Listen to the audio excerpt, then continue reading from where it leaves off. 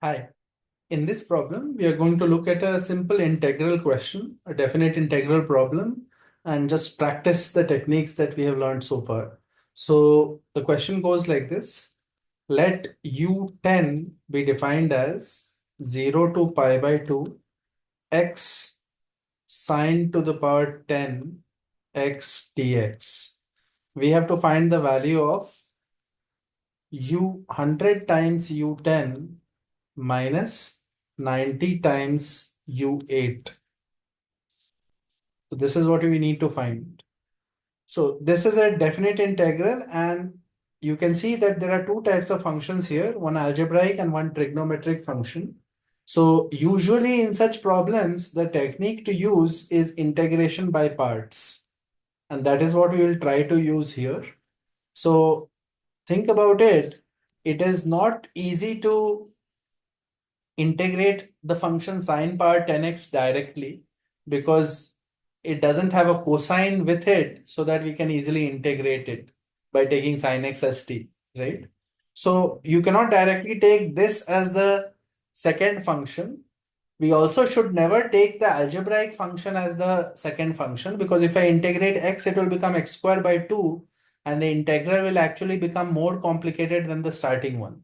So we are sure that x has to be our first function possibly. So let's think about how we will break up this into a situation that we can easily solve.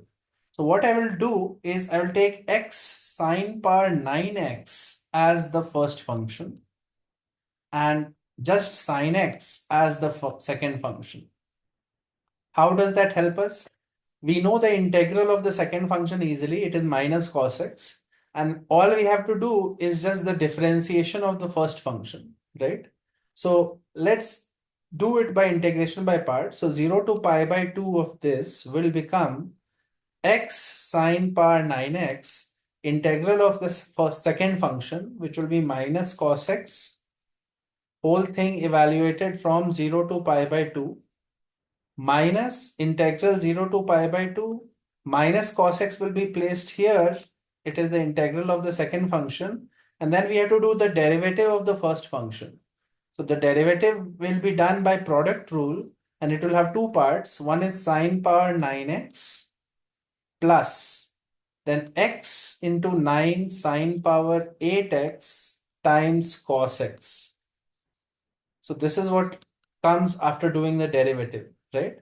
So notice now that when you put the limits, when you put pi by 2, cos x disappears. And when you put 0, sin x and x both disappear. So this whole thing will be 0 after putting in the limits. So all we have is equal to this second integral. The minus sign here can be combined with this, and it can be written as 0 to pi by 2. We have cos x into sine power 9x plus 9x sine power 8x cos square x dx, right? And that is equal to u10. We started out with u10. So this is my u10. So let's do it on the next screen. We have u10 is equal to integral of 0 to pi by 2 sine power 9x plus 9x sine power 8x and cos square x.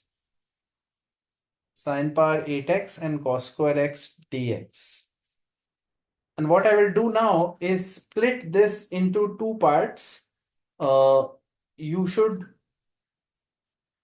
okay, I have made a mistake here. I think in the previous screen you have sine power 9x into cos square x, into cos x here. Notice that the first term is cos x into sine power 9x and second term is this, right? So I will write it correctly. You have u10 is equal to 0 to pi by 2 sine power 9x into cos x plus 0 to pi by 2 9x cos square x sine power 8x dx, right? So this first integral is pretty easy because you can take sine x as your t, and it is becoming t power 9 dt. right? So that will be t power 10 by 10 will be the answer for that. So it will be sine power 10x by 10, and you have to evaluate it from 0 to pi by 2. So u10 is equal to this, plus here you have 9 times integral of 0 to pi by 2 x cos square x. So cos square can be written as 1 minus sine square. So it is x into 1 minus sine square x into sine power 8x dx, right? So this will become what? X sine power 8x minus x sine power 10x dx, right? There are two terms here, and what we end up getting is 9 times 0 to pi by 2 x sine power 8x minus 9 times 0 to pi by 2 x sine power 10x dx, right? And u10 is equal to this quantity. This quantity, when you put pi by 2, you get 1 by 10. And when you put 0, you get nothing. So 1 by 10 plus this, right? Now think about it. This is actually, you had defined u10 as what? 0 to pi by 2 x sine power 10x dx. So obviously this is going to be your u8 and this is going to be u10, right? So my equation is looking like this. U10 is 1 by 10 plus 9 times U8 minus 9 times U10. So therefore you can write 10 times U10 is equal to 1 by 10 plus 9 times U8. And now what we can do is 10 times U10 minus 9 times U8 is equal to 1 by 10. Therefore, multiplying this whole thing by 10, you get 100 times U10 minus 90 times U8 is equal to 1. And that is our solution. So the main idea here, which most of you will be familiar with, was integration by parts. But you have to be very careful about the choice of your first function and second function. You should never take x as the second function because that will make it worse. You should think of x as part of the first function. And instead of sine power 10x, we took sine power 9x and made it part of the first function, and we just kept sine x as the second function. And that helped us convert u10 in terms of u9 and u8 and u10, right? So after integration, the steps were pretty obvious. So that is the solution for this problem, and I'll see you next time with the next one.